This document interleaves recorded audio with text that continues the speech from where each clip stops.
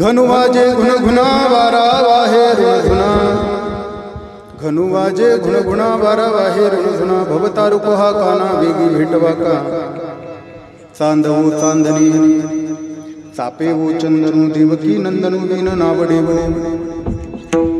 चंदनाची चोळी माझे सर्व अंग पोळी कानो वनमाळी वेगी भेटवा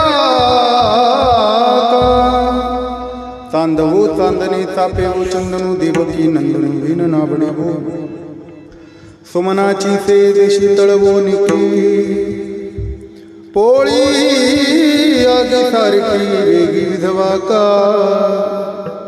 चांदवो चांदणे चापेवो चंदनू देवकी नंदनू विन नावडेवो तुम्ही गाता स्वरे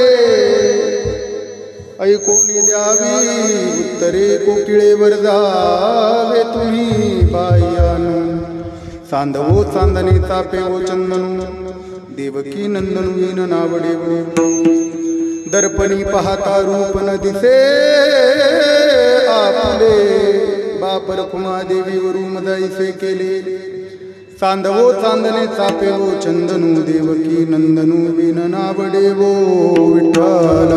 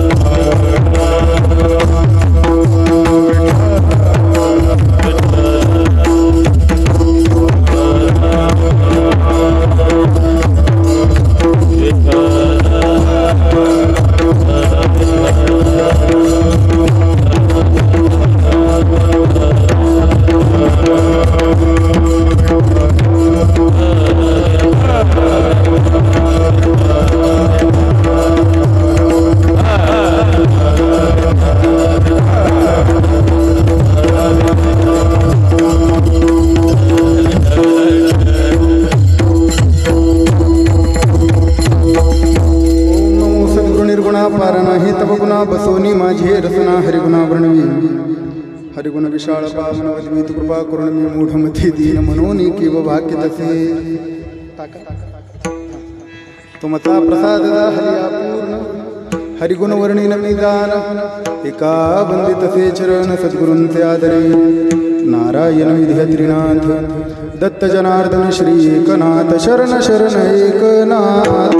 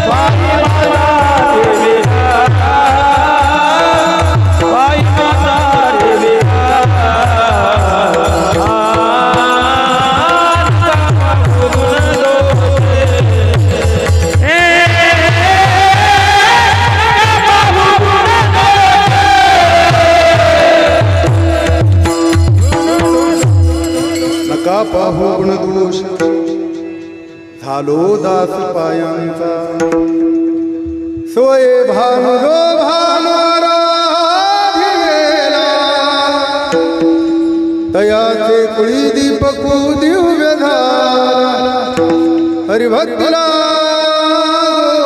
नितारी संस्कार नमस्कार माझा सद्गुरु एकनाथ समचरण सरोजं सांद्र नीलांबुदागं जघन विहित मंडनं मंडनाना तरुण तुलसी माला कंदरं कंजनेत्रं सदय धवलहासं श्री विठ्ठलं चिंतयामि।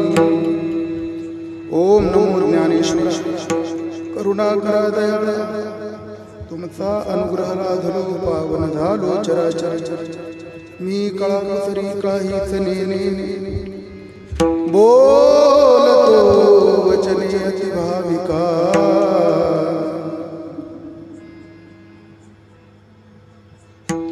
एका जनार्दनी तुमचा दास त्याची आस पुरवावे साष्टांग तयासी नमः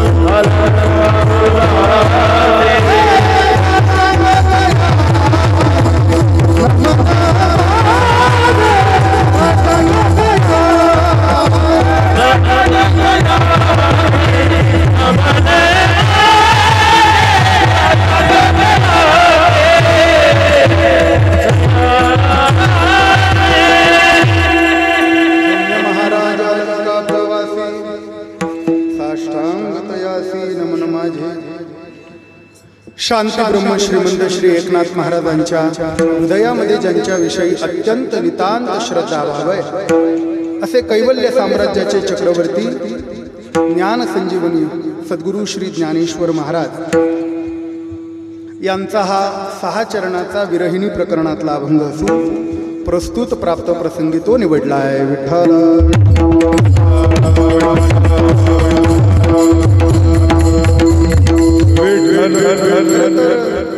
आजचा जो दिवस आहे या दिवसाची वाट मोठे मोठे तपस्वी मोठे मोठे ज्ञानी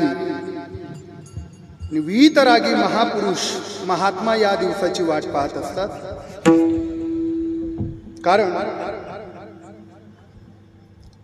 वर्षातली सर्वात मोठी पौर्णिमा भगवंताने आपल्या भगवत भक्तिपणाचा अहंकार सोडून भक्ताला प्रेम रसामृत ज्या पर्व काळावरती पाजला तो पर्व काळ म्हणजे हा शरद पौर्णिमेचा काळ आहे। खरं तर पौर्णिमेच्या 2 दिवस आधी पौर्णिमामध्ये आणि पौर्णिमेच्या 2 दिवस नंतर हे 5 दिवस शरद पौर्णिमेच्या उत्सवाचे दिवस आहेत। विठ्ठला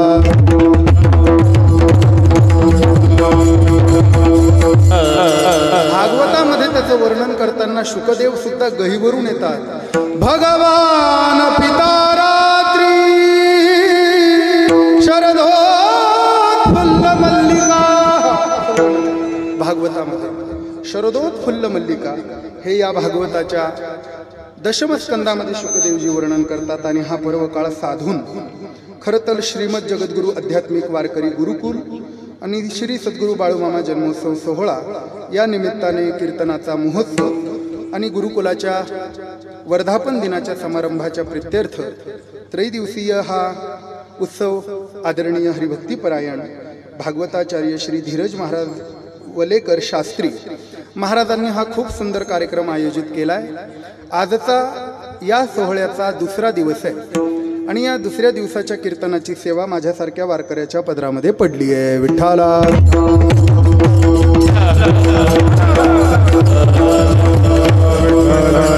खरं तर मी असं काही नाही. सकाळी 10 वाजेपासून प्रवास चालू आहे, 9 तास प्रवास झाला. पण इथे आल्यावर कळालं 9 तासाच्या प्रवासापेक्षा कदाचित जास्त कीर्तनकार इथे बसले, 9 पेक्षा जास्त असं मला वाटतंय. त्यामुळे 9 पैकी कुणीही कीर्तन केलं असतं. माझा 9 तासाचा प्रवास कशाला उगाच आपलं. खरं तर या ठिकाणी सर्वच या परिसरातील संप्रदायाची सेवा निष्ठेने करणारे सर्वच महाराज मंडळी, संप्रदायावरती प्रेम करणारे साधनानिष्ठ महात्मे या ठिकाणी उपस्थित आहेत. त्यामध्ये खरं तर आदरणीय आमच्या नाशिक जिल्ह्याला ज्ञानेश्वरी पारायणाची जी सवय लावली असेल, अंगामध्ये ज्ञानेश्वरीचं पारायण भिनवलं असेल, तर असे पारायणाचार्य हरिभक्तीपरायण वैकुंठवासी प्रातस्मरणीय पुंडलिक महाराज वेळूकर, त्यांच्याच वंशामध्ये उत्पन्न आदरणीय संजय महाराज या ठिकाणी उपस्थित आहेत. आदरणीय उमेश महाराज आहेत. बऱ्याच वेळा भ्रमरध्वनीवरतीच बऱ्याच जणांचे तोंड दिसत असतात, प्रत्यक्षामध्ये तशी भेट होत नाही. पण आदरणीय उमेश महाराज आहेत. आदरणीय कीर्तनकार महिला ताई आहेत, दोघी सर्वच आहेत, सगळेच श्रोते आहेत. परिसरामधले जाणकार पारमार्थिकसुद्धा ऐकायला आलेले आहेत. इथे सर्वच एकाहून बळी आहे. शास्त्री महाराजांनी कमवलेली ही माणसं आहेत, लक्षात ठेवा. कारण आज सर्व माणसं पैसे कमवू शकतात, माणसं कमवू शकत नाही, लक्षात ठेवा. पैशाने किती श्रीमंत आहे त्या माणसाचं मूल्यमापन श्रीमंतीने कदाचित होऊ शकेल, पण माणुसकीने त्या माणसाचं मूल्यमापन होऊ शकत नाही. कोट्याधीश आहे पण तो एखाद्या गरीबाला मदत करू शकत नसेल तर काय त्याची असू द्या, जाळायची आहे त्याची संपत्ती. पण गेल्यानंतर एक माणूस जर डोळ्याला अश्रू लावत असेल, एकाच्या कार्यक्रमाला एक धावून येत असेल, तर ती त्या माणसाने कमवलेली संपत्ती आहे. आणि आज या सर्व कलाकारांच्या माध्यमातून, गायकवादकांच्या माध्यमातून, कीर्तनकारांच्या माध्यमातून कमवलेला समाज ही शास्त्री महाराजांची संपत्ती आहे. विठाला विठाला.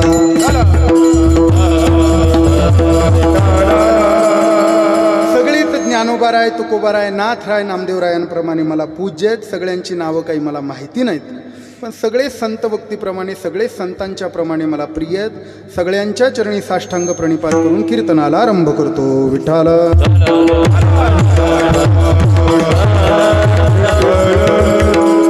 खरं तर हा पर्वकाळ फार महत्त्वाचा आहे. पौर्णिमेच्या पर्वकाळावरती काहीतरी खरं तर अंतःकरणात भाव असा होता, या 4-5 दिवसामध्ये वृंदावनामध्ये जाऊन काहीतरी श्रवण करावं अशी इच्छा होती. परंतु ही सेवा देऊन गेल्यामुळे नाविलाजाने इथेच यावं लागलं. म्हटलं चला असू द्या, तिथं काय इथं काय, तिथं नुसतं जाण्यापेक्षा इथं काहीतरी पदरात तरी पडेल पुण्य, या भावाने मी इथं आलो आहे. लक्षात ठेवा, असंच हे पुण्य घेऊन मी पंढरपूरला जाणार आहे पुढे. आणि उद्याची पौर्णिमा पंढरी रायाचा समावेश मी साजरी करणार आहे. खरं तर विरहिणी प्रकरणातला अभंग आहे. विरहाचा अधिकारी प्रत्येक माणूस नाही, एवढं लक्षात ठेवा. प्रत्येक गोष्टीमध्ये, न्यायामध्ये, तर्कामध्ये, जीवशास्त्रामध्ये प्रत्येकामध्ये अधिकारी सांगितला आहे. वेदांतामध्ये सुद्धा अधिकाऱ्याचं वर्णन आलेलंच आहे महाराज. न्यायशास्त्रामध्ये वेगवेगळे न्याय आहेत. त्याच्यामध्ये एक न्याय असा आहे, तक्र स्नुषान नावाचा न्याय. कारण विरहाचा अधिकारी प्रत्येक मनुष्य असू शकत नाही, लक्षात ठेवा.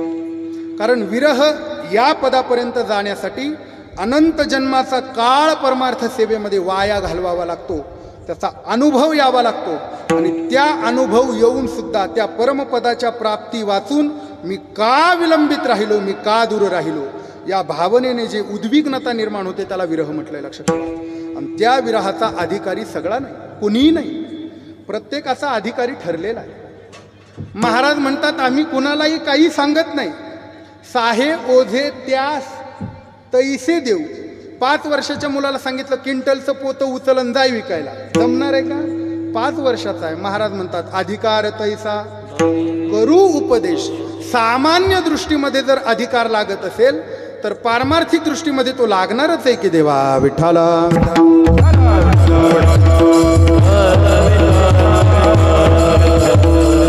दोन माणसं अंगणामध्ये काम करतायत, त्यातल्या एका माणसाला पैशाची गरज आहे, तो मालकाकडे गेला, मालक मुलाची फी भरायची आहे, मला 5,000 रुपये द्या. मालकानं सांगितलं तुझा महिना भरला नाही अजून, 5,000 रुपये घेऊन पळालास तर महिना भरल्याशिवाय पैसे मिळणार नाही, शाळेत सांग. तो त्याच्याशी बोलतो न बोलतो तेवढ्यात त्या घरातला 21 वर्षाचा तरुण त्या माणसाकडे आला आणि सांगितलं बाबा मला बाहेर जायचंय, 5,000 रुपये द्या. बापानं काही न बोलता त्याला 5,000 रुपये काढून दिले. का काढून दिले सांगा?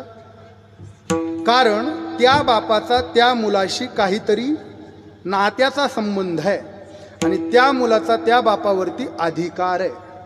जर सामान्य उदाहरणामध्ये हे लागू पडत असेल तर परमार्थामध्ये तुम्ही अनाधिकार्याला कस काय भागवताचार्य म्हणू शकता?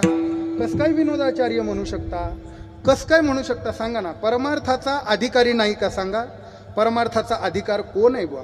विठ्ठलबुवा घुलेंनी परवा सांगितलं, वादन ही कला नाही बरं का. वादन गायन ही कला नाही, ही साधन आहे. लक्षात ठेवा.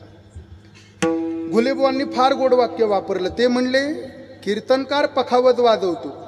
बरोबर आहे की नाही?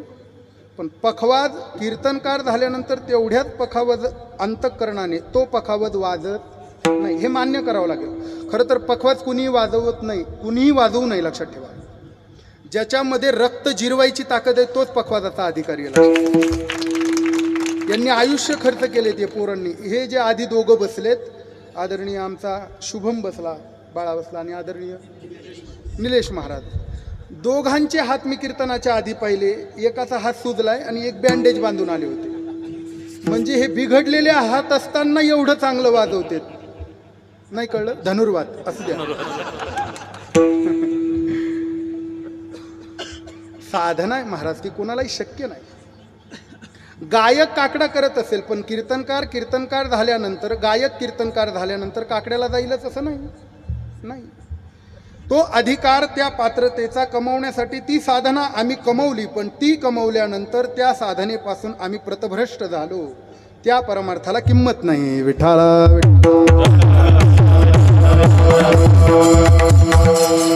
साधना पदापर्यंत पोहोचण्यापुरती वापरली, नंतर ती सोडली, संपलं. परमार्थाचं मूल्य काही नाही. म्हणून फक्त न्याय सांगतो. तक्र स्नुषान नावाचा न्याय असा आहे. तक्र म्हणजे ताक, स्नुषा म्हणजे सून. अरे का? तक्र म्हणजे ताक. काय झालं? नवीनच सूनबाई आली होती आणि सासू कीर्तन आहे म्हणून कीर्तनाला जाऊन बसली आणि शेजारची एक गंगूबाई त्या सुनेकडं 3-4 मजले चढून गेली. 3-4 मजल्याची बिल्डिंगच नाही, चढेल महाराजांच्या मजले चढतील अजून, 3रं वर्ष आताशी. बरं, ती 3-4 मजले चढून ती बाई वरती गेली. गंगू काकू तुम्ही? अगं हो. तुझी सासू कुठं आहे? सासूबाई गेल्यात म्हणले कीर्तनाला. का आल्या होत्यात? काही नाही म्हणले, मला थोडं ताक लागतंय, ताक आणलंय, भांडं आणलंय, मला ताक दे. तिने सांगितलं ताक देण्याचा अधिकार माझा नाही, सासूबाई गेल्यात कीर्तनाला. तुम्ही एक काम करा, कीर्तन झाल्यावर 9-9:30ला चक्कर मारा. ती म्हणली अगं बघ जरा, मला फार गरज आहे, फोडणी घातली तुझ्याकडे ताक घ्यायला आली. तिनं धाडस केलं, सगळीकडे बघितलं पण ताक काही नव्हतं. अलगत ती सासूच्याही कपाटाकडे जाऊन आली आणि बाहेर येऊन त्या बाईला सांगितलं काकू ताक संपलंय. ती बाई म्हणली अगं बघ जरा तुझ्या सासूचं कपाट उघडून बघ. ती म्हणली बघू. उघडून बघितलं. नाही कळलं तुम्हाला? म्हणजे पूर्वीच्या सासवा ताक सुद्धा लपवून ठेवत होत्या. ती म्हणली मी उघडून बघितलं, धाडस केलं, कपाट उघडलं पण त्यातही ताक नव्हतं. तिने सांगितलं बरं काही हरकत नाही. पुन्हा 3 मजले उतरले, खाली गेली तेवढ्यात तिची सासू समोरून येताना दिसली. अर्ध्या कीर्तनातून गेली होती का काय माहिती नाही, पण भेटली तिला, रस्त्यात भेटली. होय ग म्हणले तू कुठे गेली? अगं म्हणले तुझ्याच घरी गेली होती. कशा करता? म्हणले ताक आणायला. मग तुझी सून नाही म्हटली? नाही म्हटली. कस काय नाही म्हटली? चल म्हणले. मी सासू आहे का ती? पुन्हा तिला 3 मजले वर चढून नेलं आणि घरामध्ये आण म्हणले पातेलं, मी ताक घेऊन येते. घरात गेली, सुनबाईला विचारलं सुनबाई ताक आहे घरात? सुनबाई म्हणली नाही. पुन्हा खाली भांडं घेऊन आली आणि तिच्या हातात दिलं. बाई ताक नाहीये.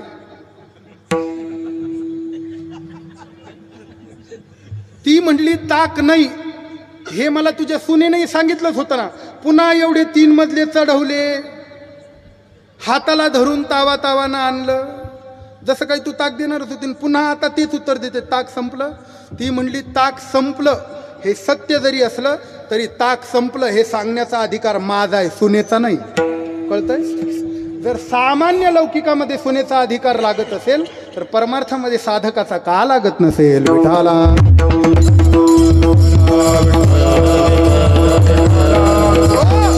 आणि म्हणून परमार्थ माणसाची ती अवस्था अंतःकरणामध्ये प्रस्फुटित होण्याकरता फार मोठा निश्चय असावा लागतो महाराज. फार मोठी साधना पणाला लावावी लागते, फार मोठं सहन करण्याची क्षमता ठेवावी लागते. तुम्हाला काय वाटतं हे फार सोपं आहे? महाराज लोकांना विचारा. तुम्हाला वाटत असेल मान आहे, सन्मान आहे, फुलं टाकतात. हे फुलं टाकतात तुम्हाला इथंच दिसतात. व्हिडिओ जेव्हा व्हायरल होतो तेव्हा कमेंट वाचत जा.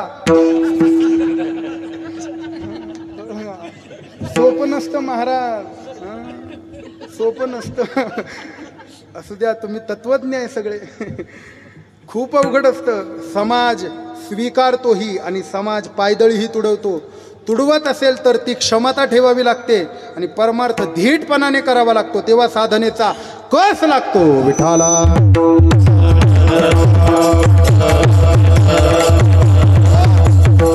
हे करत असताना त्या विरह पदाकरता जाण्याकरता काही पायऱ्या आहेत.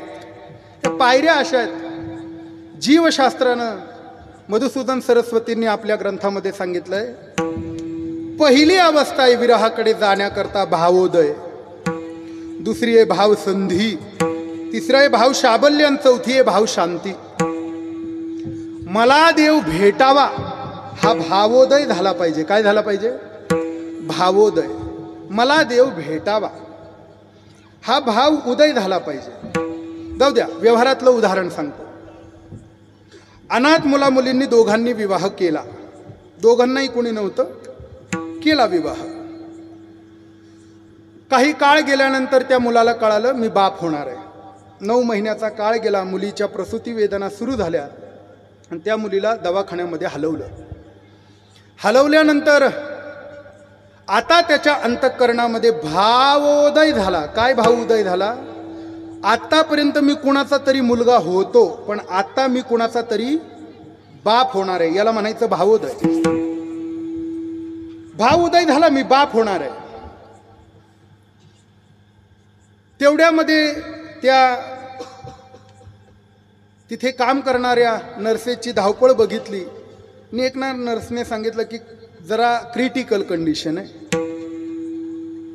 तो घाबरू लागला. आता पैसे कुठून आणायचे? माझ्याकडे तर पैसे नाही, मला नातेवाईक नाही.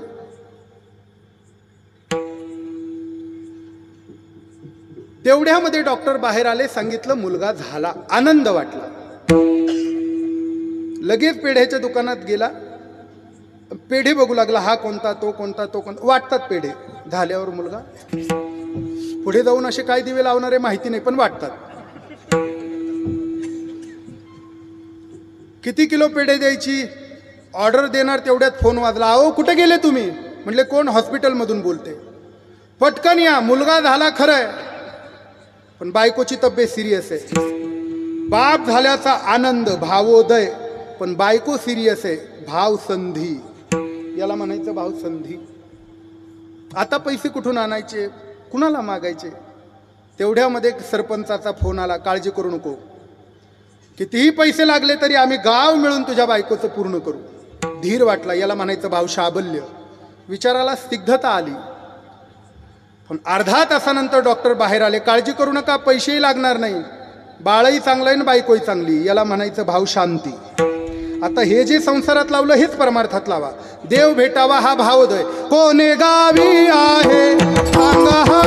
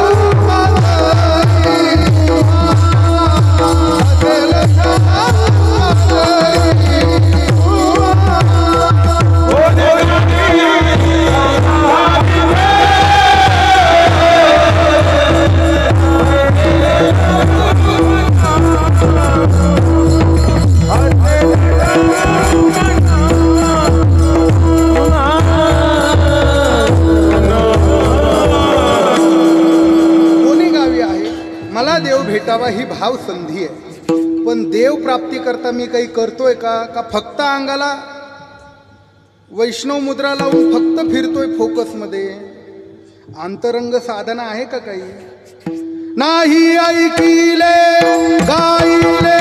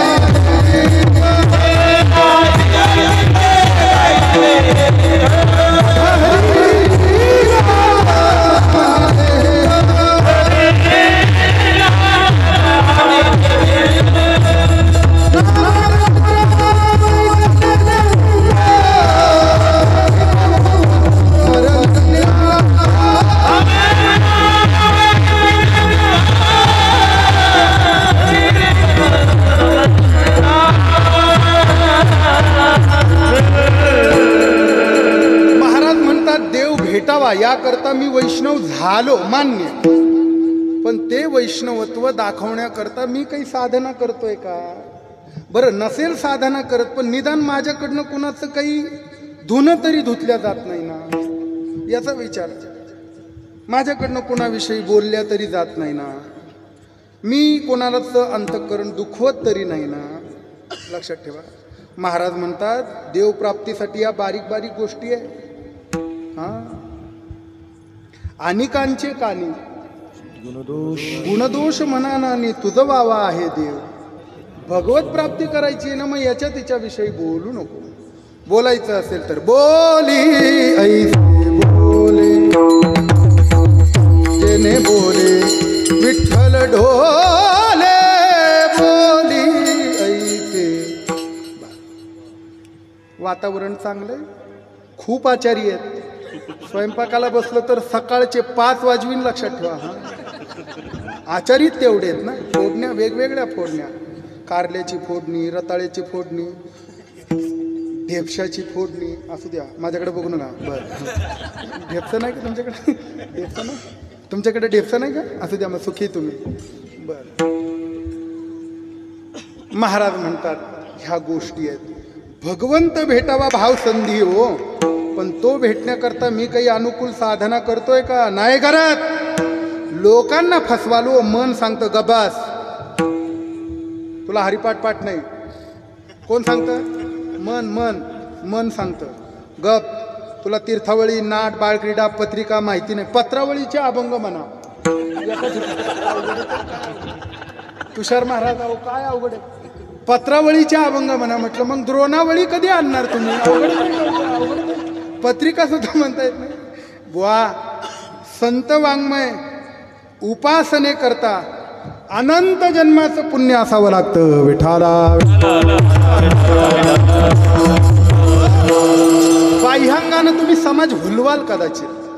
समाजाला तुम्ही सांगाल हबपय रामायणाचार्य, महाबंडलेश्वर आहे, आपलं मंडलेश्वर आहे. समाजाला सांगाल तुम्ही, समाजाला.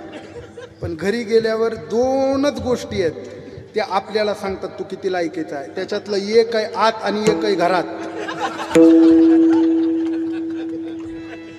आतलं सांगतं मन, गबस तू किती लायकीचा आहे मला माहिती आहे. आणि घरातलं, तुम्ही का ब्रह्मचारी आहेत काय? असे नाही. किती मोठे तुम्ही बाहेर असू द्या, घरी गेलं का म्याव, ती म्हणते गप्पा मला माहिती आहे तुम्ही किती पान येत आहे ते. तुम्हाला तर काही अक्कल नाही, तुम्हाला तर काही कळत नाही. अवघडच आहे महाराज. ऐकावंच लागतं. किती मोठा महाबंडलेश्वर असू द्या, ऐकावंच लागतं. जगद्गुरूला सुद्धा ऐकावं लागतं. मी एका माणसाला पाहिलं महाराज. एक महाराज पोटाला गुंडी लावत होता, जाकिटाला गुंडी लावत होता.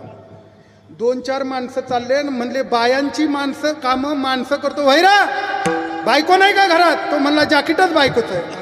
नाही कळत. कदाचित ते कीर्तनकार असाव्या. विठाला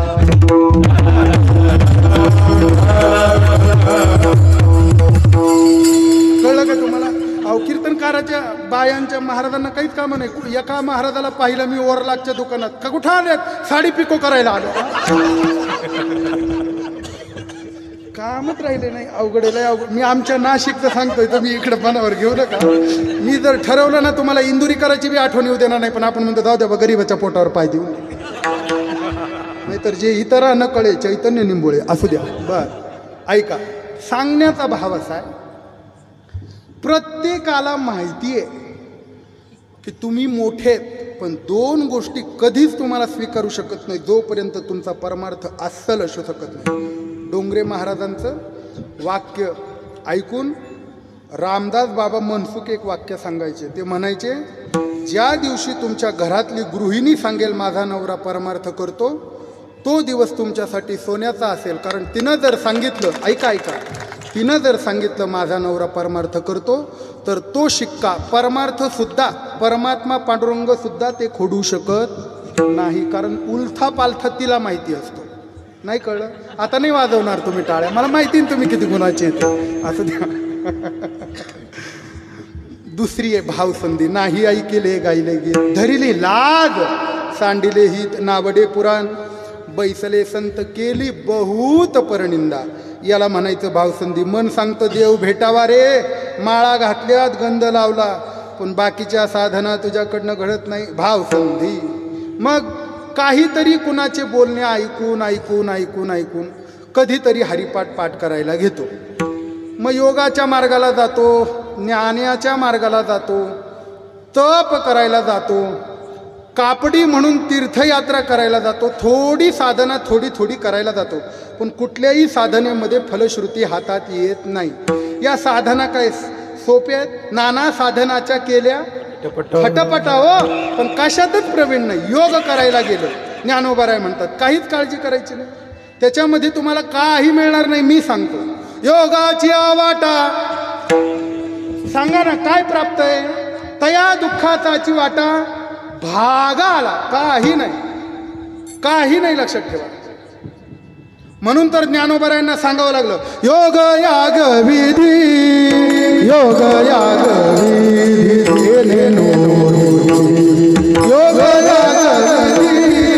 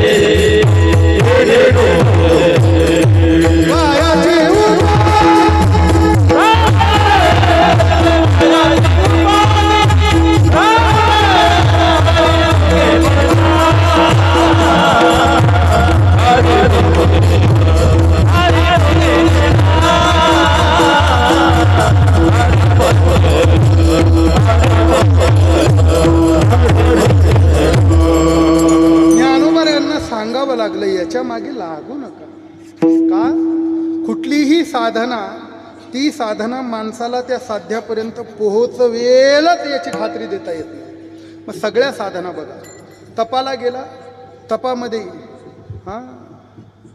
तपाला गेला. आता खरं तर तपाला एकट्याने जायचं. तपाचा क्रम आहे, एकच तप हा द्विरभ्यासी त्रिभिर्गीतम चतुष्पथम सप्तपंच कृषी नामाम संग्रामो बहुवीर्जन सूत्र. एकच तप हा, एकट्याने हिमालयात जायचं, घराची रांगोळी करायची, तपाला निघायचं. महाराज, तपस्वी होणं सोपं नाही. तापुसाची अधिकारी या दान, त्याचा अधिकारी कुणीही नाही महाराजा. रांगोळी करावी लागते, नाहीतर घर सांडून वना गेला, वना वनिता चिंतू लागला, भिवंडीची नाही.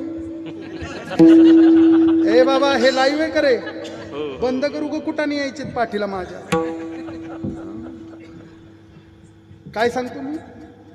एकट्याने तपाला जायचं. एकानं कीर्तनात ऐकलं, मला विचारलं, महाराज सखूच्या आईला जाऊ का घेऊन तपाला? म्हटलं तप नाही होणार, तपारा होईल. एकच तप हा. तपामध्येही ती साधना तुम्हाला तपस्वीपर्यंत नेणार नाही. चला, कापडीची होती. कापडी म्हणजे कापडी कळतं का तुम्हाला? अहो, महाराजांच्या गाथेत आलेली प्रकरण आहेत ही सगळी. कापडिया म्हणजे, बोला की, कापडिया म्हणजे कोण? हा, वा, कापडिया हा, कोण कपडा विकणारा?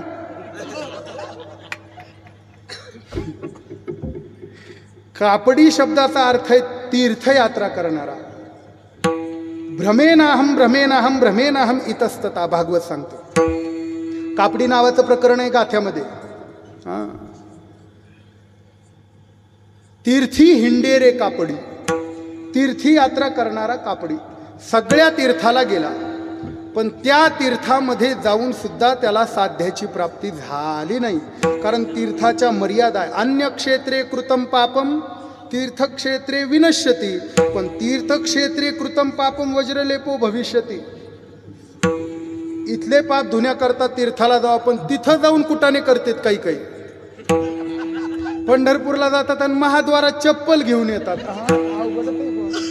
आळंदीत कितीदा चपला गेल्यात. म्हणून आमची सवय आहे विद्यार्थ्यांची, यांना विचारा तुम्ही प्रत्येकाला जे जे आळंदीत गेले, या दाराजवळ एक चप्पल काढायची आणि इकडं काढायची. बघा कसे हसले. जे तुम्हाला कळत नाही त्याच्या, ज्याला आळंदीचं पाणी लागलं त्याला जगात न्या, कुणाच्याच हातात येणार नाही.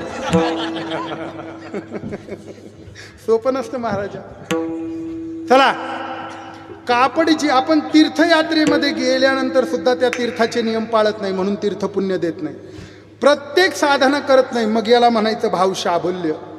पण शेवटी तीर्थयात्रा करत करत कुठल्याच साधनेमध्ये फलश्रुती मिळाली नाही. तो ज्ञानोबारायांजवळ आला. ज्ञानोबारायांनी त्याला सांगितलं, काही करू नको, खटाटोप करू नको, सोप कर. हरिमुखे म्हणा, हरिमुखे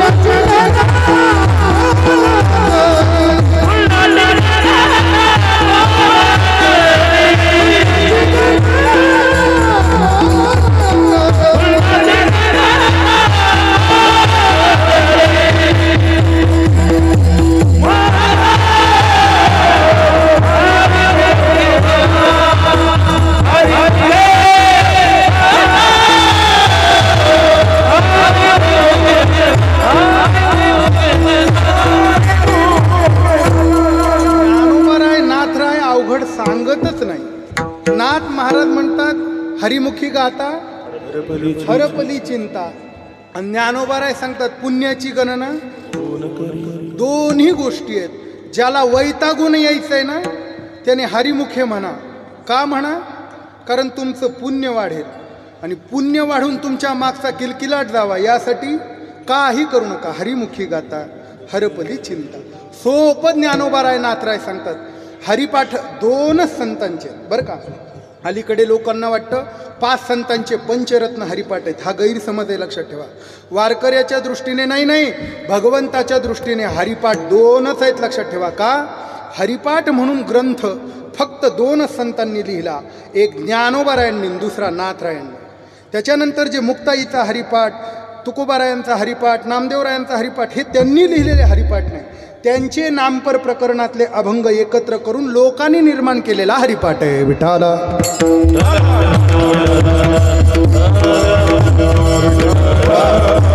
महाराज म्हणून हरिपाठामध्ये सोपं सांगतात, हरिमुखे म्हणा. मग भाव शांतीला तो प्राप्त होतो. भावोदय, भावसंधी, भावशाबल्य, भावशांती. संसारातलीही आणि परमार्थातली मी ही उदाहरणं दिलीत. भाव शांतीला तो एकदा का प्राप्त झाला का आता काही करण्याची गरज नाही. हालो नये, चालो नये, सैरा वैरा काही गरज नाही. भाव शांतीला, ब्रह्मपुरी वास करणे अखंड, या वृत्तीला तो प्राप्त होतो. आणि त्या भावशांतीतनं भगवंताविषयी अनुराग निर्माण होतो. त्याला म्हटलंय प्रेम. मधुसूदन सरस्वती म्हणतात, भावशांतीला मिळाला का त्याचा स्वभाव बनतो प्रेमी, प्रेमळ. अनुराग, वीतराग अंतःकरणामध्ये निर्माण होण्याकरता अनुराग आधी निर्माण व्हावं लागतं. विरहाच्या 3च अवस्था आहेत. विरह प्राप्ती करता, प्रेम निर्माण होण्याकरता पहिल्या 4 आणि विरहाच्या 3, अनुराग, मिलन आणि विरह. संपलं. या 7 सूत्रामध्ये आजचा अभंग आहे. अनुराग म्हणजे प्रेम, शुद्ध प्रेम. कधी निर्माण होतं? भावशांतीला प्राप्त झाल्यानंतर. अंतःकरण स्थिर झाल्याशिवाय भगवत प्रेम निर्माण होत नाही होत. आणि शुद्ध प्रेम निर्माण होण्याकरता फार मोठी साधना लागते महाराज. प्रेमस्तु प्रथमावस्था भाव इत्युच्यते बुधई. मधुसूदन सरस्वती म्हणतात, प्रेमाची पहिली अवस्था काय? भाव. आणि प्रेमाची शेवटची अवस्था काय? भावच. प्रेमाला तोड नाही. काय सांगतो मी? पण प्रेम म्हणजे काय हे जाणून घ्या पोरांनी, बरं का. त्यांना वाटतं प्रेम म्हणजे लफडं. काय करायचं, कुठं नेतं पुन्हा. प्रेम वेगळं, बरं का. प्रेम शब्दाचा अर्थ यत्रे गदगदात चित्ता द्रवते द्रव संयुता. भागवत बोलतो.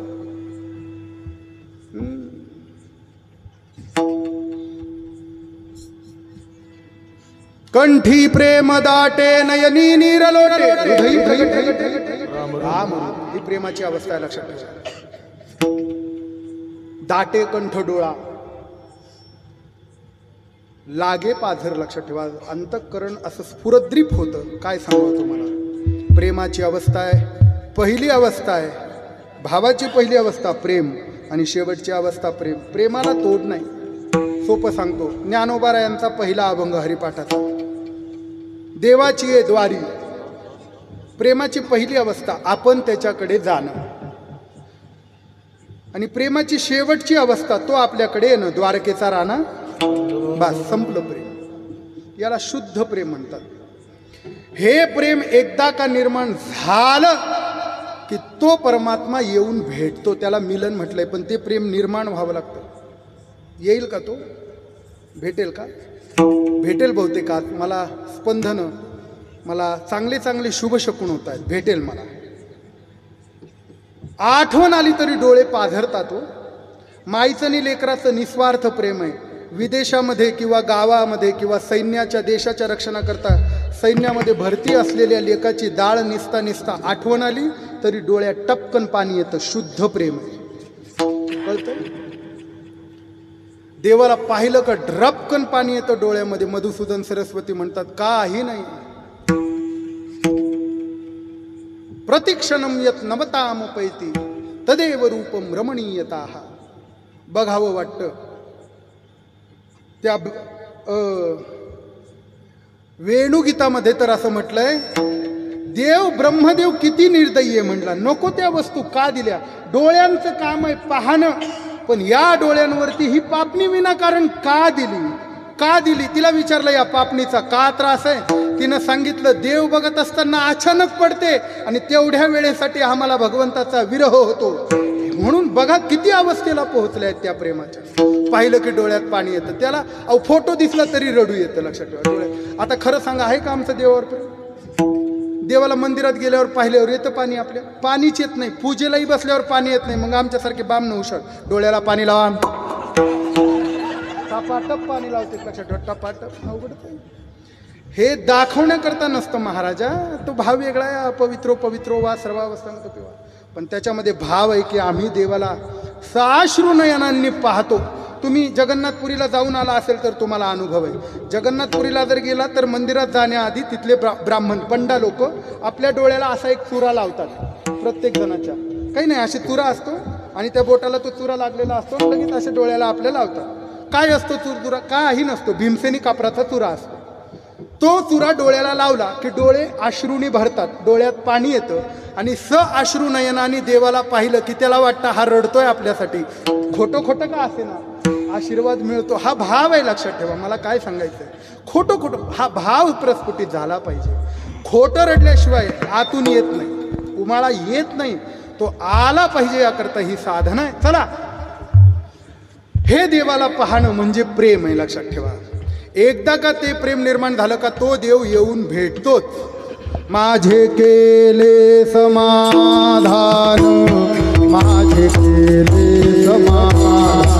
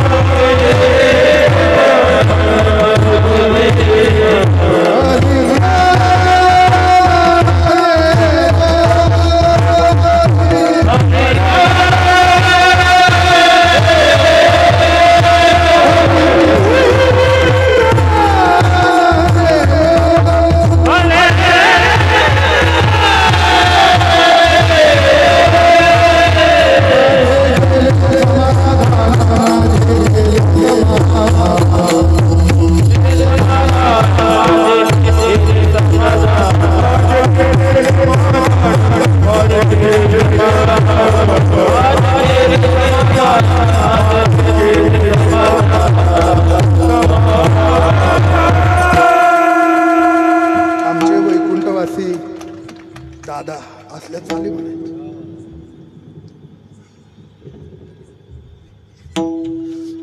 कीर्तन ऐकू वाटत नाही महाराज कोणाचे. आमच्यावर संस्कार आमच्या दादांनी केलेत, लक्षात ठेवा.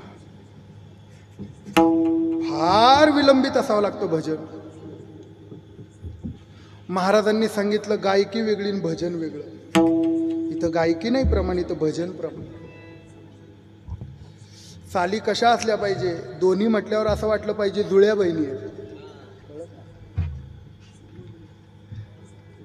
नाही तर एक सुलोचना आणि एक पाहती मुंबई पुन्हा. तू का म्हणे माझे, याला जोड लावायची. तू का म्हणे माझे, हाय हाय येडी हळद भाजीताना सगळं गोड. चला, माझे केले समाधान, रूप दाविले सगुण निवविले मन आलिंगन देवोनी, याला म्हणायचं मिलन. प्रेम निर्माण झालं की देव येऊन भेटतो, पण तो काही काळापुरता भेटतो, दर्शन देतो, निघून जातो. निघून गेल्यावर जो विरह होतो त्या अवस्थेला विरह म्हटलंय, लक्षात ठेवा. हीच अवस्था आजच्या दिवशी ज्ञानोबारायांची.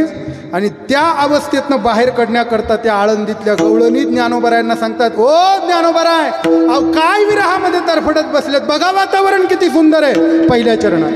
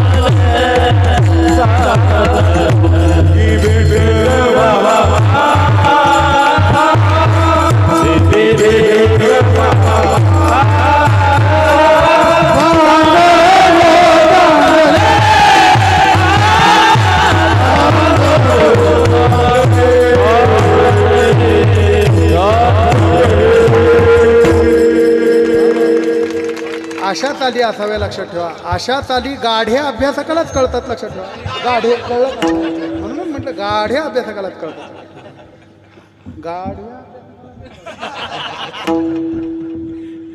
फार वर्षापासून साथ करतायत. चला, महाराज म्हणतात, ज्ञानोबाराया, हो माऊली, अहो काय पडून राहिला, बघा की वातावरण किती चांगलं आहे. कसं आहे वातावरण? घनू वाजे घुनघुना. आता घनू वाजणं म्हणजे काय सांगा थोडक्यात. वेणू नाही, घनू. घनू, घन शब्दाचा अर्थ काय? ए पोराव, घन म्हणजे काय रे? घन घन घन घन हा हा घन म्हणजे हातोडा, धनुर्वाद आपलं. धन्यवाद. काय संस्कारच ते झाले तुमच्या बुद्धीवर, करावं काय आता. घन, इथे जो घनू शब्द आहे त्या घन शब्दाचा अर्थ आहे ढग. लगान पाहिला का तुम्ही? पाहिला. त्याच्यामध्ये एक गाणं आहे बघा, घन न घन न घन घन घन बरसे. ऐक, चांगलं ते घ्यावं, नाही ते फेकून. कशातलाही असू द्या, तो भाव भगवंताविषयी लावावा. मुद्दाम रात्री त्याच्याजवळ जायचं आणि मुद्दाम त्याला म्हणायचं. एक कीर्तन करू, ते सांगत नाही मी, पण ते रोज देवाजवळ गेले का शयन करताना त्यांना देवाचे गाणे म्हणून दाखवायचे. मी म्हणायचो हे काय बाबा? ते म्हणायचं माझा भाव त्यांच्याविषयी.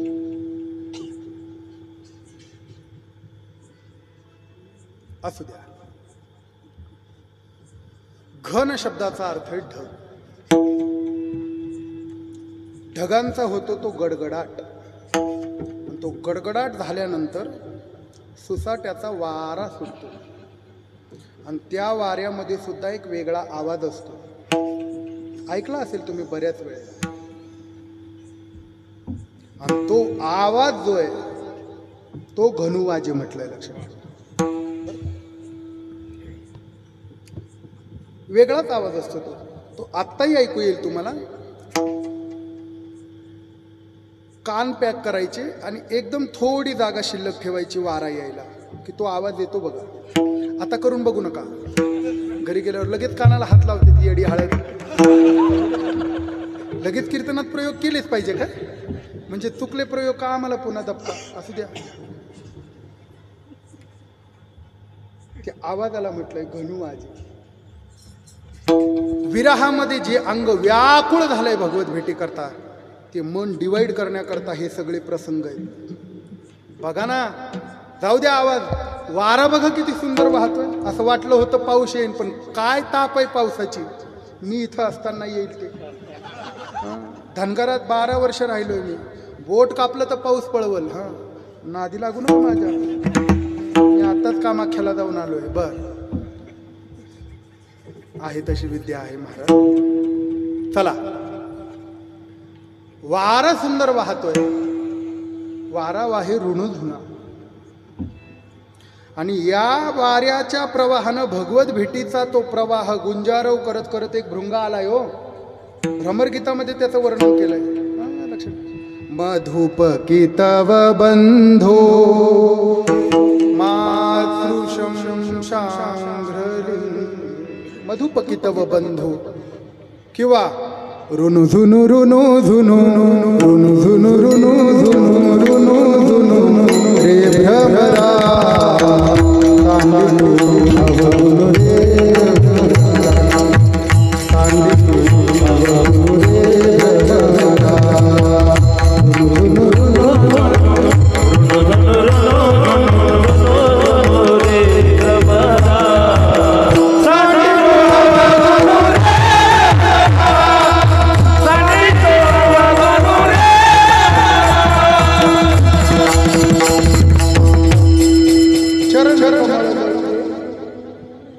म्हणून वारा वाहे ऋणधुना. पण ज्ञानोबराय म्हणतं माझं मन याच्यात लागत नाही का? भवतार कुहा काना वेगी भेटवा का? त्याला भेटवा. ज्ञानोबरायांना दुसरं सांगितलं, अहो वरती बघा, चांदवो चांदणे सापेवो चंदनू. बघा किती सुंदर आहे. प्रत्येक पौर्णिमेपेक्षा हा जो 5 दिवसाचा चंद्र आहे ना, हा फार लाभदायी आहे. जीवशास्त्रामध्ये असं वर्णन आहे, रक्तपितीचा रोग झालेला मनुष्य किंवा कोड फुटलेला मनुष्य आजच्या दिवशी उंच पर्वतावरती जाऊन नग्न उभा राहून जर चंद्राचा प्रकाश त्याने रात्रभर ग्रहण केला तर या प्रकाशामध्ये तो रोग सुद्धा घालवण्याची शक्ती आहे. एवढा तेजस्वी प्रकाश आजचा आहे. हो, हे 5 दिवस म्हणजे माणसाला अमृत प्यायला दिलेले आहेत. लक्षात ठेवा. चंद्रामृत सुखे सेववी. जे वर्णन आहे ना ते आजचं वर्णन आहे. का? कारण चंद्रातला अमृत रोज चकोर पितो, पण माणसाला पिण्याकरता हे 5 दिवस दिले. त्यातली पौर्णिमा ही जी महत्वाची आहे ती उद्या आहे. या 5 दिवसामध्ये अधिकारी मनुष्य आहे. धर्मशास्त्र सांगतं कितीही चंचल मुलगा असू द्या, कितीही मनस्तापी माणूस असू द्या, कितीही वेडा मनुष्य असू द्या, रोज रात्री जर वाटीमध्ये दूध घेऊन वरती ठेवलं, कपड्याने झाकून, काही पडू नये म्हणून पातळ कपड्याने झाकून जर दूध वरती ठेवलं आणि चंद्रप्रकाशामध्ये ते रात्रभर पाहिलेलं दूध, त्या दुधाने पाहिलेला चंद्र, आणि सकाळी जर ते दूध पिले तर चांगले चांगले मनोरुग्ण नीट होतात या 5 दिवसामध्ये हे दूध पाजल्यानंतर. कृपया याचा प्रयोग आपल्या पतीवरती करू नये. बऱ्याच जणींना वाटतं हेच मनोरुग्ण आहेत, काय करावं, अवघडच आहे. पण शरद कालिंदी नावाचा ग्रंथ आहे चतुर्भुजदासजींचा वृंदावनातले, त्याच्यामध्ये आजच्या चंद्राचे जवळपास 350-400 प्रयोग सांगितलेत. एवढे सांगायला वेळ नाही, परवडतही नाही, असू द्या. अजून सांगतो चला. ज्या स्त्रीला काही शारीरिक आणि रक्ताचे दोष आहे त्या स्त्रीने आजच्या दिवशी या 5 दिवसामध्ये जर हळद ओली करून प्रकाशामध्ये ठेवली आणि त्याचं लेपन केलं तर चर्मरोग सुद्धा स्त्रीचे आणि पुरुषाचे जातात. असे अनेक उपाय. म्हणून ज्ञानोबा रायाव काय सुंदर दिवस आहे बघा की म्हणले, चांदवो चांदणे, आणि त्याच्या बरोबरीला हा चाफा फुलला आणि काय वास दरवळतोय बघा की. पण ज्ञानोबा राय म्हणतात तुम्ही माझं इकडे तिकडे लक्ष घालवू नका का. देवकी नंदनुवीन नाव देवो, माझी अवस्थाच तशी आहे का, कारण मला त्याने वेड लावलं. ज्याप्रमाणे भान राहिलं नाही त्याप्रमाणे ज्ञानोबरायांची अवस्था आहे. वृंदावनामध्ये गोपिकांची जी स्थिती झाली होती, भगवंताने गोपाळांसाठी तर काला केला, पण त्यातल्या गवळणी देवाजवळ आल्या, गोपाळांसाठी तर काला केलास रे म्हणले तू, पण आमचं काय, आम्ही तुझ्यासाठी काहीच केलं नाही का, आम्ही काहीच केलं नाही. भगवत प्राप्ती करता या गवळणींनी काय काय केलं माहिती आहे तुम्हाला. याचे लागी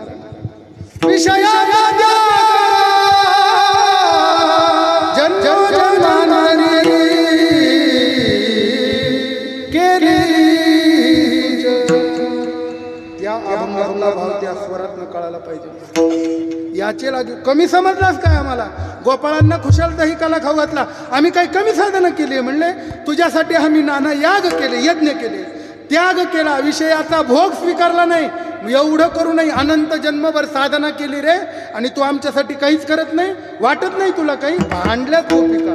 भगवंताने सांगितलं काळजी करू नका, शरदोत फुल्ल मल्लिका, भगवान पिता रात्री, मी भगवान तुम्हाला बोलवणार आहे पौर्णिमेच्या दिवशी, रास करू, काळजी करू नका. ज्ञानोबाराय म्हणतात तो दिलेला शब्द गवळणींचा पूर्ण केला, माझा का करत नाही? मलाही ऐकू यावी ना अशी मुरली, मलाही ऐकू यावी, मलाही त्या रासामध्ये प्रवेश मिळावा. कारण भगवंताची मुरली सोपी नाही. भगवंताच्या स्वरूपाचं 3 प्रकाराने वर्णन आहे. एक आहे मुरलीधर, एक आहे बंसीधर आणि एक आहे वेणुगोपाल. हे 3 स्वरूप आहे. मुरलीधर म्हणजे मुरली खाली आहे आणि तोंड वरती आहे, बरं का महाराज, भागवतातले भाव आहेत. बंसीधर म्हणजे मुरली सरळ आहे आणि होटाजवळ लागलेली आहे. पण वेणुगोपाल म्हणजे भगवंताच्या भक्ताच्या भक्तीमध्ये भुलून जाऊन त्याने वेणू सुद्धा वरती केलेली आहे आणि तोंड सुद्धा वाकडं केलेलं आहे. याला म्हणायचं वेणुगोपाल. आणि त्या वेणुगोपालावस्थेमध्ये मी तुम्हाला रास देणार आहे, काळजी करू नका. ज्ञानोबाराय म्हणतात त्यांना देणार आहे, पण मी विराहत आहे, माझं काय? कारण तो मुरली वाजवून, मलाही असं वाटतं वाजू ऐकू यावं, कारण त्याची मुरली सोपी नाही. गवळणी म्हणतात अरे मुरली नोहे केवळ बाण, आणि तिने हरीला आमचा प्राण हरला. म्हणून आम्ही प्रार्थना करतो वाजवू नको बाबा, दिसायला चांगला आहेस, तुझ्या अधरामृताकडे पाहिलं तरी आमचं समाधान होतं. का?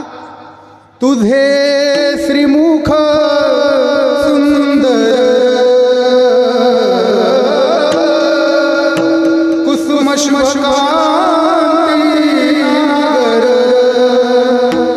कासे कसिला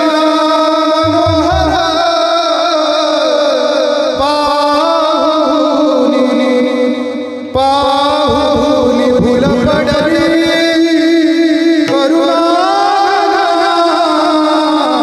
मुरली नो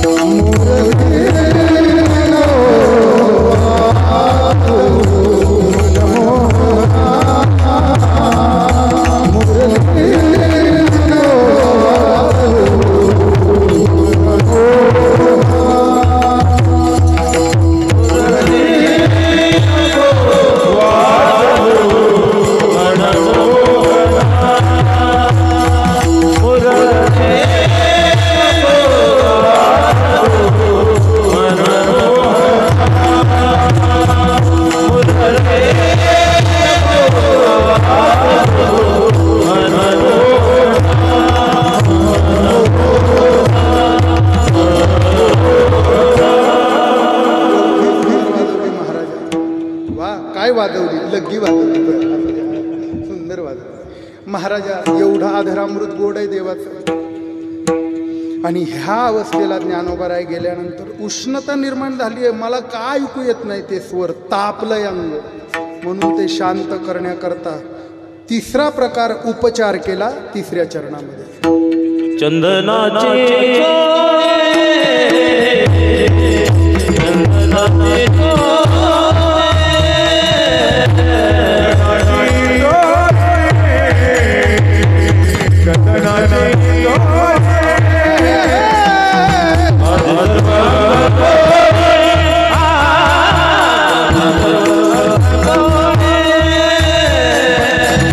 सर्व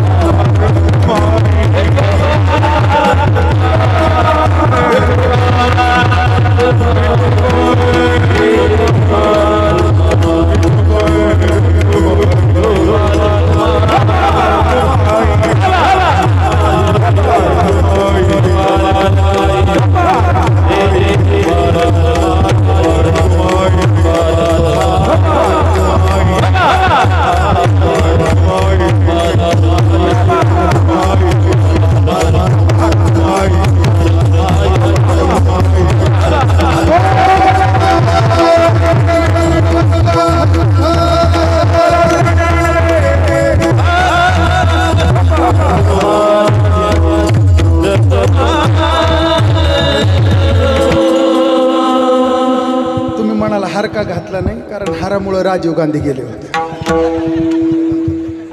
कारण ही माणसं कमवली महाराजांनी, मी काय करत आहे लक्षात असू द्या. तरी सुद्धा सर्व समाजाचं हे प्रेम आहे. चला, तिसरा भाव सांगितला ज्ञानोबरायांचं अंग उष्ण झालंय. महाराजांना सांगितलं घाला ही चोळी, चंदनाची चोळी. ज्ञानोबराय म्हणतात नको, माझे सर्व अंग पोळी. कान्हो वनमाळी वेगी भेटवा का. भगवत भेटीचा हा तीव्र विरह आहे. किती विरह आहे माहिती आहे? किती विरह आहे?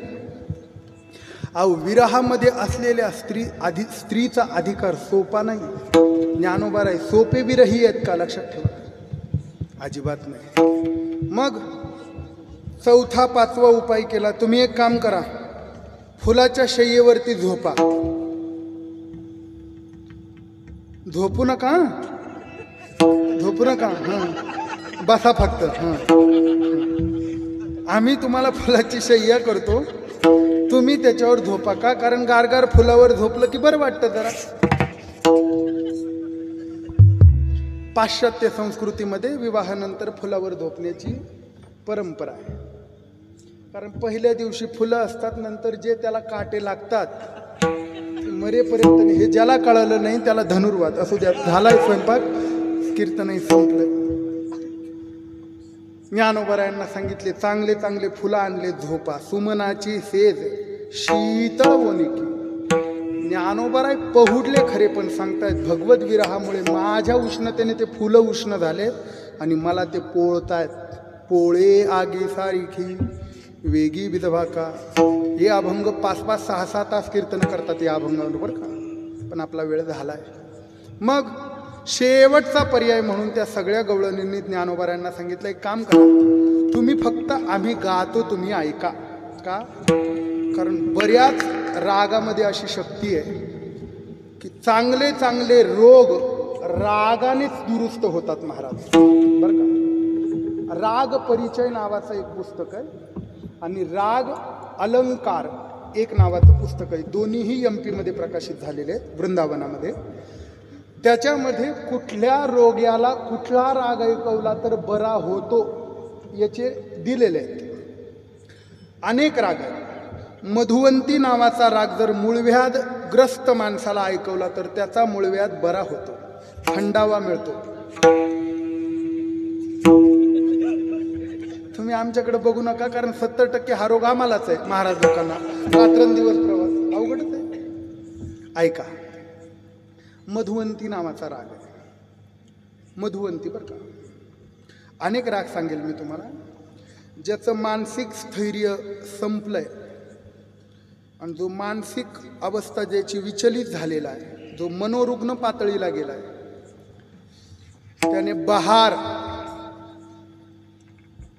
आणि मधुमालती असे 2 मिश्र राग ऐकावे. पूर्वी असे राग होते. रागामध्ये सोपं सामर्थ्य नाही आहे, भजन सोपं नाही आहे महाराज. हे संगीत असं आहे, गायनाचे रंगी शक्ती अद्भुत आहे अंगी. हे सोपं नाही आहे. ब्रह्मीभूत काय होतसे कीर्तन ही गायनाच्या जोरावरच. तत्ववेत्याला देव भेटेल की नाही, मला टाळ्या अपेक्षित नाही तुमच्या, पण ऐका वाक्य फार महत्वाचं आहे. तत्ववेत्याला देव भेटेल की नाही शंका आहे. वेदांत्याला देव भेटेल की नाही शंका आहे. पण ज्याचा स्वर पक्का आहे त्याला 1001% देव भेटल्याशिवाय राहत नाही.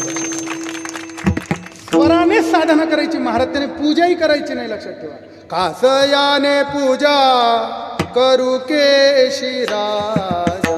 कशाने करू? मला गरजच नाही. लक्षात ठेवा, माझा स्वर आहे ना, मी माझ्या स्वरानं तुझा अलंकार करीन. आणि तुम्हाला प्रत्यक्ष मधुसूदन सरस्वतींचा भाव आहे. तत्ववेत्याला, वैज्ञानिकाला, वेदांत शास्त्रिकाला देव भेटला, उदाहरण दाखवून द्या. पण गायकाला देव भेटला नाही, उदाहरण दाखवून द्या. विठाला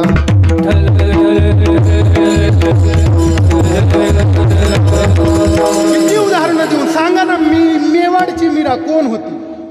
कोण होती? फक्त गायलं ना तिला, फक्त गायलं ना तिने. मेरे तो गिरधर गोपाल दुसरे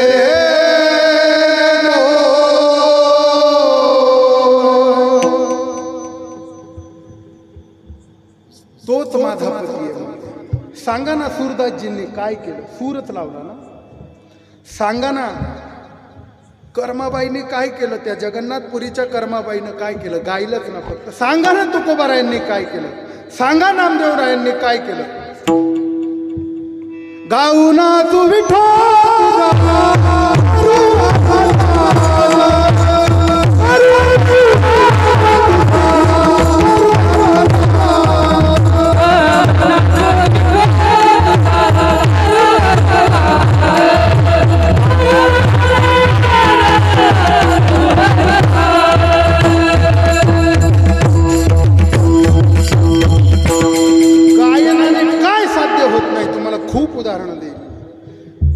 मेघ नावाचा राग आहे, तो जर पूर्वीच्या काळी हृदयातून गायला तर दिवे लागायचे, दिवे लागायचे, दिवे आपोआप तेल नसताना. आता असे गातेत काही काही लागलेल्या लाईटा जातेत. लक्षात लय अवघड आहे महाराज, लय अवघड. काही काही असे राग आहेत, दीप राग गायला की दिवे लागायचे म्हणले, मेघ राग गायला की पाऊस पडायचा. आता लय अवघड आहे महाराजा. हो, मी कर्नाटकात गेलतो एकदा कीर्तनाला, ठरले होते 25, पण तिथं गायकच नव्हते. हो, कसे तरी टाळकरी आले गावातनं, 2 फुल 2 हाफ. मी अभंग घेतला, या नावे अद्वैत खरे ब्रह्मज्ञान. ते चालीला आले ना, आपुलिया हिता. म्हटलं अभंग वेगळा आहे. ते म्हणले गप बस, तुला जे येतं ते तू म्हण, आम्हाला येतं ते आम्ही. कुठं नाहीत लक्षात. गायक आणि वादक हे कीर्तनाचे स्तंभ आहे महाराज. हे जर कोसळले तर कळत ढासळायला वेळ लागू द्या. मग 50 वाला असला का 35 वाला असला, बोलायचं नाही. लक्षात ठेवा, ही सगळी भगवत साधना करणारी आहे. मी खरं सांगतो, 2 तासाची साधनेपेक्षा ही 12-12 तासाची घासलेली साधना कधीही श्रेष्ठ आहे. लक्षात. आरोह अवरोह बसवण्याकरता सारे गप्पा बसा, सारे गप्पा बसा, 8-8 तास बसावं लागतंय. मला आमचे तुषार महाराज गाडे म्हणत होते, मी गाडे सरगम गाऊ का? म्हटलं गाऊ नका. इतरांना कळे चैतन्य निंबोळे, मला कळत नाही बाबा. म्हटलं गाऊ नका ते. मला पेटीतलं काहीच कळत नाही बाबा, देवा शपथ. मला सारे गम सुद्धा कळत नाही. मी एका ठिकाणी जागर काला होता, जागर झाल्यावर काल्याला मुक्कामी केलो, मग भजन होतं, गेलो.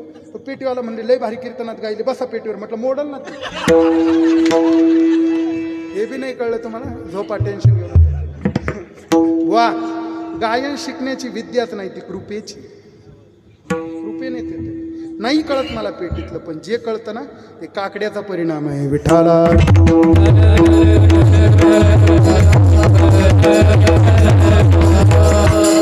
ललत नावाचा राग आहे, ललत.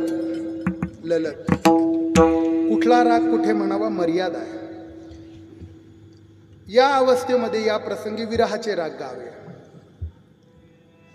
धर्मशास्त्र असं आहे, मृत्यूशय्येचं भजन कसं असावं. एखादा महात्मा गेला असेल आणि आपण जर भजनाला तिथे वात्रट चाली म्हणून तिथे सगळं असं दे. आता मी काही जास्त विस्तार करत नाही. ज्ञानोबरायांना सांगितलं, आम्ही तुम्हाला आमच्या गायनातनं थोडासा धीर देतो, तुम्ही ऐका. आणि मग त्यांनी गायला सुरुवात करत, सापधर सापत आपलं नाही, अवघडच आहे. सारे गप्प बसा सापधर, आम्ही गप्प बसा तुम्ही सापधर. मग ते गायला लागले. ज्ञानोबारायांसमोर फार सुंदर राग रागिण्या गायल्या, पण ज्ञानोबाराय म्हणतात, तुम्ही गात सासुस्वरे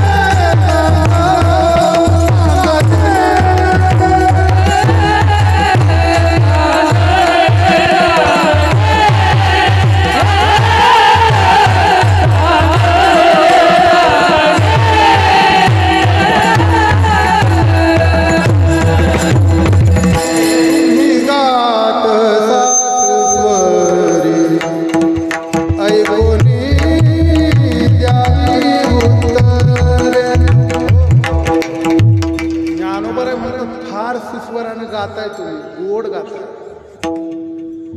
पण ऐका, तुमच्यापेक्षा अजून कोणीतरी जीव नाही पण गाताय. झाडावर बसलेली कोकिळ. पण ज्ञानोबा म्हणतात त्या कोकिळीचं सगळ्यांना आवडतं. सगळ्यांना आवडतं ना. कोकिळ ओरडलेली आवडते की नाही? कोकिळ ओरडलेली आवडते का नाही? नवीन नवीन कोकिळेचं ओरडणं गोड गोड असतं. नाही नाही नवीन ऐका ऐका. रामचंद्रभाऊ नागपूरकर होते, जिसका हुआ लगन हुआ उसी में मगन. हरिपाठ नाही, काकडा नाही, काही नाही. नवीन नवीन लय आवड असते ना. ती कोकिळा गाते. कावळा पण, कावळ्याचं ओरडणं आवडतं का तुम्हाला? नाही आवडत. कोकिळेचं आवडतं. कावड्यानं काही तुमचं घोडं मारलं बाई? कावळा भेसूर आहे. पेटीतल्या कुठल्या स्वरात कावळ्याचा आवाज मॅच होत नाही. करून बघा मॅच. पण मी कावळा नाही, मला आवाज येत नाही कावळ्याचा. असू द्या. कबीरजी म्हणतात, फक्त बोलणं आवडतं लोकांना, स्वर आवडतो. कावड्याने काय घोडं मारलं? कागा किसका धन है कोकिल किसको मीठी वाली बोल के जग अपना कर ले. काही नाही, गोड बोलू. म्हणून स्वरिकानं गोड स्वर आळवून भगवंताला रिझवावं, आपलंसं करावं. ज्ञानोबाराय म्हणतात त्याचा परिणाम माझ्यावरती होत नाही. का? कारण माझं वेगळेपणच त्याने ठेवलं नाही. शेवटच्या दर्पणी सेवा